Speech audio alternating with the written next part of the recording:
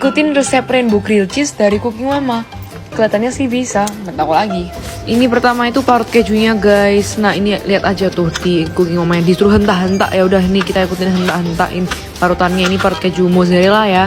Habis ini pewarna. Terus ikutin aja kaleng. Nggak diwarna. Keju juga nggak diwarna. Yang bener itu yang parutan yang diwarna.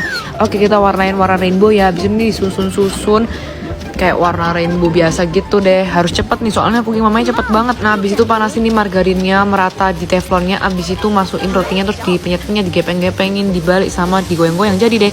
Jadi guys sudah aku belah. Kok warna lainnya nggak kelihatan? Lihat guys. Wow.